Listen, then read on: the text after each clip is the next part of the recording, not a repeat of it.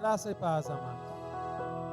Que alegria no nosso coração poder partilhar mais uma vez, poder falar daquilo que é concernente ao reino de Deus. Atos, capítulo 3, é o texto que nós temos para hoje. Diz assim: certo dia Pedro e João estavam subindo ao templo na hora da oração, às 3 horas da tarde.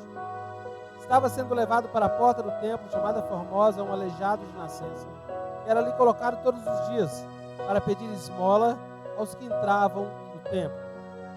Vendo que Pedro e João iam entrar no prédio do templo, pediu-lhes esmola. Pedro e João olharam bem para ele, e então Pedro disse: olhe para nós. O homem olhou para eles com atenção, esperando receber deles alguma coisa.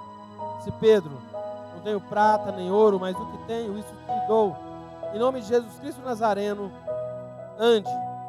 Segurando-o pela mão direita, ajudou-o a levantar-se, e imediatamente os pés, os tornozelos do homem ficaram firmes. De um salto pôs-se de pé e começou a andar.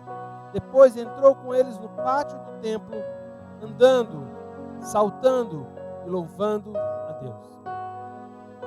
Esse é um texto maravilhoso.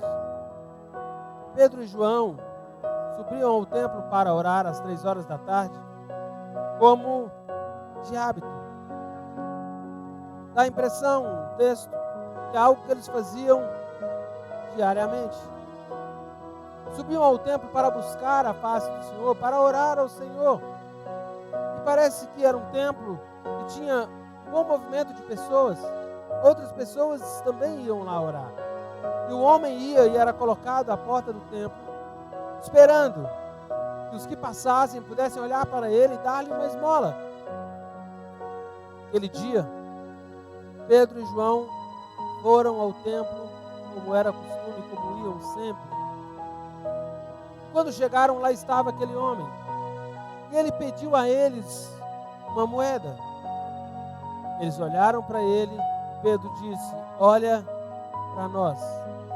Eu gosto dessa expressão do olhar, porque Pedro e João falam conosco nesse texto sobre uma espiritualidade que enxerga o próximo, sobre uma espiritualidade que não ignora o irmão, sobre uma espiritualidade que não ignora o pedinte, alguém que está sentado à porta do templo pedindo esmolas, alguém que implora por uma caridade, alguém que implora por uma ajuda, alguém que implora por um socorro.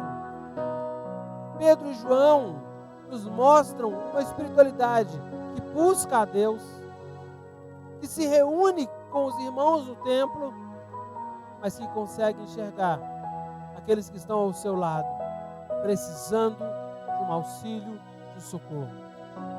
Os dias que nós estamos vivendo não são dias fáceis. Estamos vivendo tempos em que há muitas pessoas ao nosso redor precisando que a nossa espiritualidade as alcance. Seja uma palavra, seja um toque, seja um abraço, embora o abraço vai ter que esperar um pouquinho por causa da pandemia de coronavírus. Mas olhar as pessoas, um olhar de compaixão. Porque se você não olha para as pessoas, você não consegue ministrar Jesus sobre elas.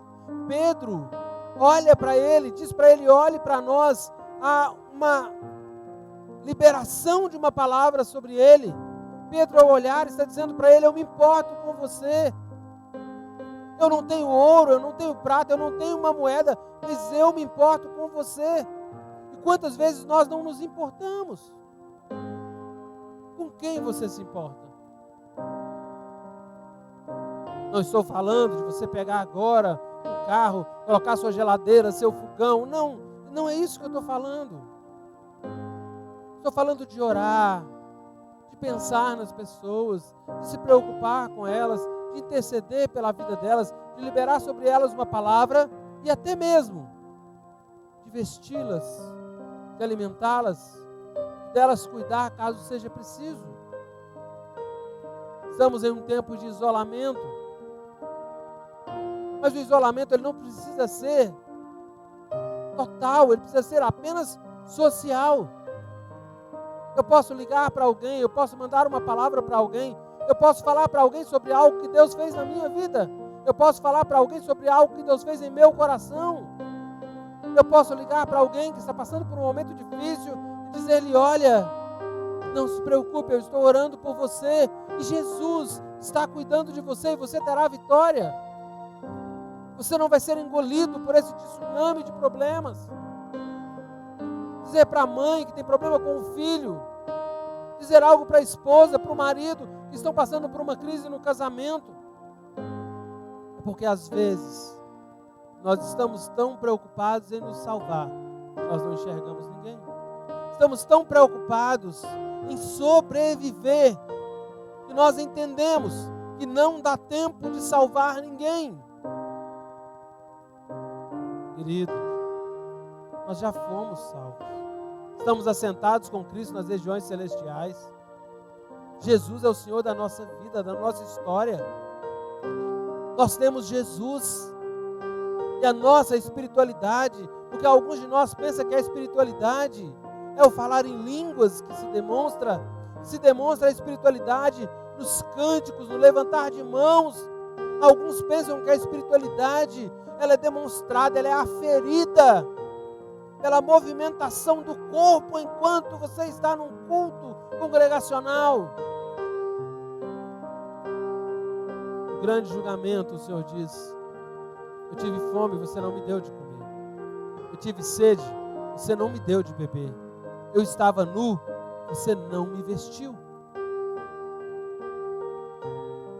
A espiritualidade que nós precisamos ter é a que Pedro e João tinham, que nos leva a orar, que nos leva a viver uma vida congregacional, mas que também nos permite importar com alguém que está fora do tempo, com alguém que está fora do contexto de vida nosso, fora do contexto de igreja, fora do contexto dos santos, fora do contexto daqueles que caminham conosco. E eu e você possamos desfrutar, deleitar do privilégio de servir a alguém. Que Deus te abençoe e te capacite a servir a uma espiritualidade que perceba os outros. Porque muitas vezes nós achamos que a nossa sensibilidade espiritual ela é um radarzinho para detectar a presença de Deus.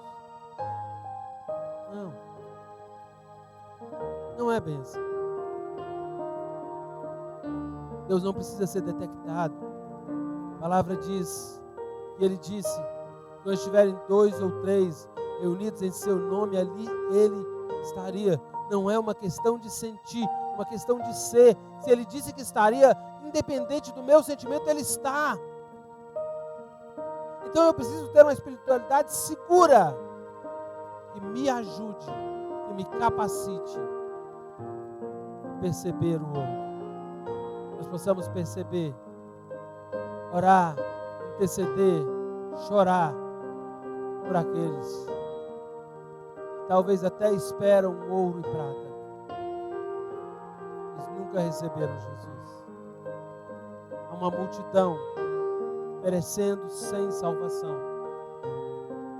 enquanto a igreja está segura, resguardada, respaldada no seu ponto de vista, dentro de uma espiritualidade contrária aos princípios da palavra.